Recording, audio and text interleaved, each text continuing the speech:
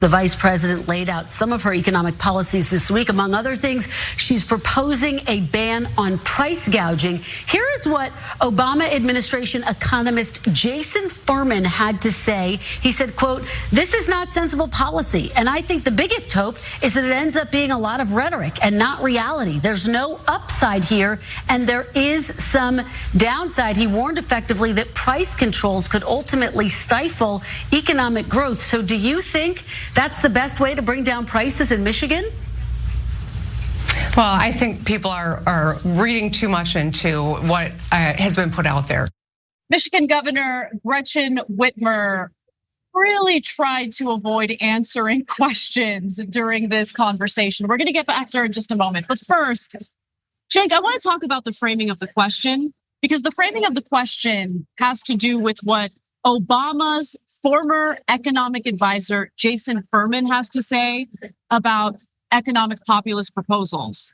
And I just want to remind you all that Obama's response to the housing collapse and the economic meltdown of 2008, I believe, got us Donald Trump, okay? The fact that Americans lost their homes, okay, had foreclosure after foreclosure with very little help from the federal government. The response by the Obama administration to that was a complete and utter disaster of epic proportions. And I'm really not interested in hearing what Obama's economic advisor has to say about Kamala Harris's economic policies. In fact, I would like the Democratic Party to move as far away from the Furmans of the world as humanly possible. So let me just get that off my chest. Hey, don't scroll away. Come back. Because before the video continues, we just want to urge you to lend your support to TYT. You power our honest reporting. You do it at tyt.com/team, and we love you for it. So I want to come back to Gretchen Whitmer too, because she didn't support Kamala Harris's policies. And I think that's relevant. Yeah. But we're going to come back to that.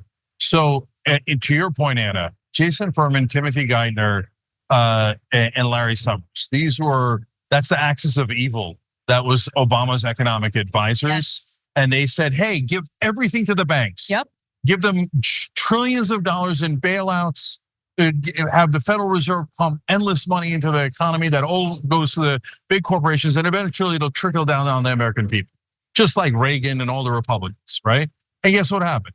93% of the gains in 2010, when the economy started to recover, went to the top 1%. 93% of the gains. Economic inequality exploded under Obama. It exploded under Obama. Yeah. So I don't care what Furman has to say about a goddamn thing. No, but so that's right. But the reason that it's relevant is because, as we tell you on the Young Turks all the time, when it's cultural war issues, mainstream media and right-wing media will fight all the time, right? MSNBC and Fox News, et cetera, will fight.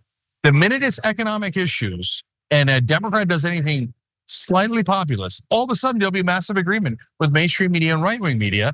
And here it is. So now NBC going, oh, I don't know about this Kamala Harris plans, right? Oh, what happened, MSNBC and NBC, right? Yeah. And then you go to the Washington Post. They wrote this scathing op-ed. I'm just gonna give you two really quick notes from it. One, they said, I can't believe that she's turned against big business. This is a bad idea. And they said, her economic positions, this is all how they always arrogantly put it. It's not a serious proposal. Anything serious would be telling you how great big business is and how we should give all of our money to them from corporate media. And then the Washington Post said that this idea of fixing price gouging is totally unrealistic from, quote, supposed corporate perpetrators. There are no corporate perpetrators who are trying to maximize profit. That's in the imagination of Kamala Harris and progressives. It's the supposed corporate perpetrators. Jump in on okay, so look, my views on Kamala Harris's proposals are far more nuanced because, look, in terms of I'm gonna tackle price gouging, she put out a vague statement. Like, there isn't a specific policy. And everyone is reading into that vague statement whatever they want to read into it, right? So I have a problem with that. Caveat, there were some policies she proposed that I think were fantastic, especially as it pertains to housing. Now look, simply subsidizing Americans who want to buy homes is not going to solve the housing crisis. We need to build more housing. Giving Americans money to afford housing is going to drive up the cost of homes because there is limited supply. So I was worried when I heard at first that was what she proposed. We're going to give $25,000 to first-time home buyers. Because again, that is not going to solve the housing crisis. But then she talked about cutting the red tape in various states to increase and also give, tax benefits to builders so we can build more housing. That's excellent. So that is good. She also proposed doing something about the corporations and the private equity firms that are buying up single family homes. I think that's fantastic as well. But when it comes to the price gouging issue, she made a vague statement. There is no specific policy and everyone is reading into it what they want to read into it. Yeah. You want to do something about price gouging? Honestly, some of her wealthiest donors have their sights set on destroying Lina Khan, who is currently the head of the Federal Trade Commission. The Federal Trade Commission under Lina Khan is trying to increase competition, which drives down prices, especially when it comes to groceries. Right now, there are all sorts of mega mergers being proposed in the grocery store sector of the economy, which would cut down competition and increase prices for groceries. Yeah. So I'm worried about that. So no.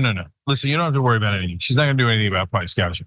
So let me explain why the policy is much ado about nothing and why the politics of it is still really, really good. So from a policy perspective, number one, it's vague. She definitely did not say price controls, nor would I be in favor of price controls. Agreed. I would be very much against price controls, Agreed. okay? But she definitely didn't say that, okay? Number two, there are already rules on price gouging. You can't price gouge in the middle of a natural disaster. You can't charge $200 for water after a hurricane and there's no water left. All she has to do is apply those laws. And she could say, hey, this is a different kind of disaster, et cetera, or a different kind of emergency, and we need to take action. But it doesn't matter because she's not gonna do any of that. Her proposal was vague.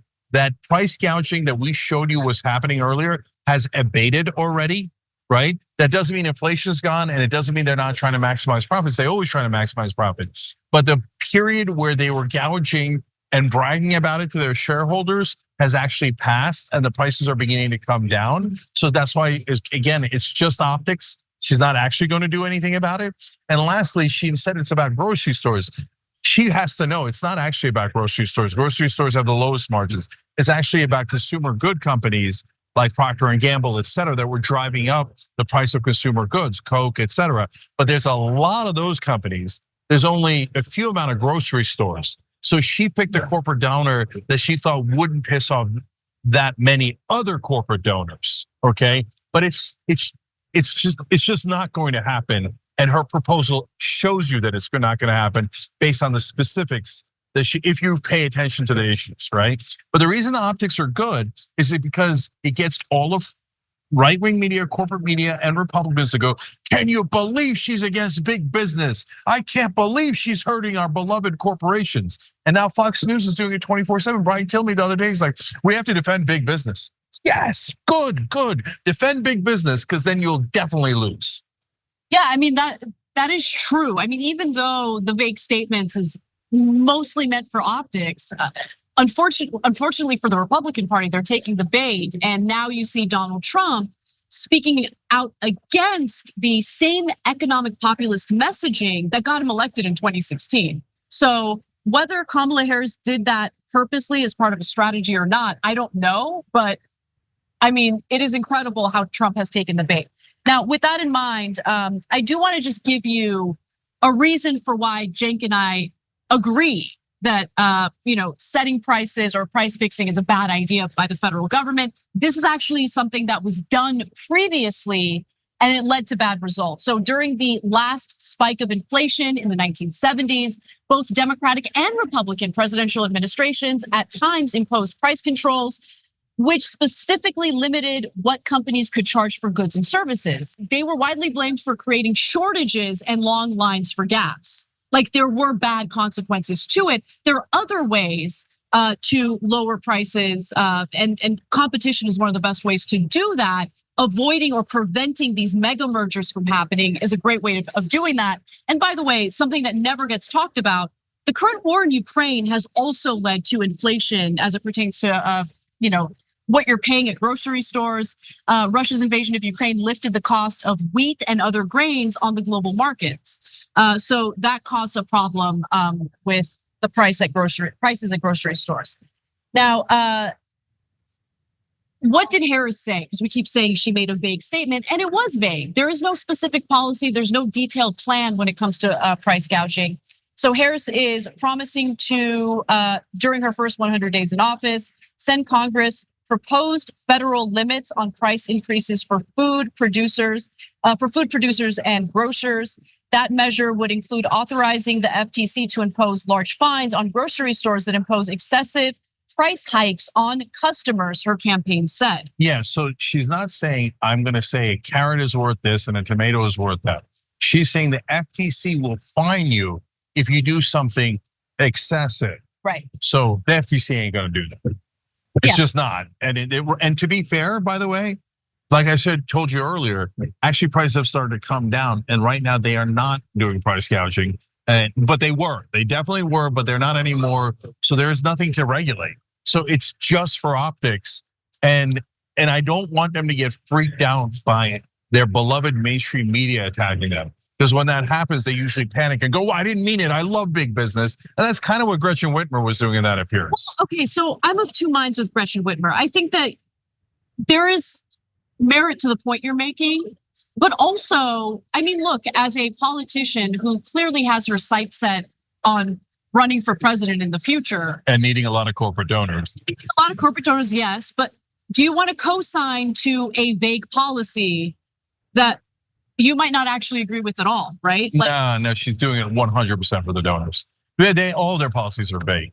Yeah. Right? No, that's not, to be fair, that's not true. As Anna pointed out, some of her housing policies was not vague. Yeah, it was not vague, and it was clear, and it was positive, right? And her other economic proposals were also good, right? So Whitmer's trying to save donor money here. That's my read of it. So let's go to the next clip and watch as Whitmer continues to dodge the question. Well, I think people are reading too much into what has been put out there. We know that Kamala Harris is going to be focused on building up more affordable housing. We know that Kamala Harris has already delivered on making sure that health care is more accessible and affordable for Americans, and will protect Obamacare. That's 1 million people who have health care in Michigan right now that Donald Trump's been trying to rip away. That only adds costs onto people's backs. And so that's why I think this opportunity economy that Vice President Harris is talking about and laying the broad strokes for, I think shows we really do. She sees every American. She understands what people are struggling with. Well, Governor, I hear you saying that folks are reading too much into it, and yet it is what the vice president is proposing. You have former President Trump calling the policies communist. The Washington Post editorial board called it a gimmick. Is this plan to ban price gouging anything more than a gimmick, Governor? So she continued dodging it 2 more times in that same conversation. But look, to Whitmer's credit, she did give Kamala Harris kudos for the housing policies, which is good. Okay, so I agree with that. I will allow it. Yeah. But she did not want to answer any questions when it came to inflation at grocery stores. Yeah, and they might be trying to get away from the topic because they might already be panicking. Oh my God, big biz corporate media criticized us. Yeah, Washington Post their editorial board is conservative. I don't know if you know that. It's not just Wall Street Journal. Washington Post editorial board is also conservative. And it's run by Jeff Bezos. So you think he wants Kamala Harris to attack big business? No. They love big business. So that's why they called it gimmicky. And they didn't just call this gimmicky.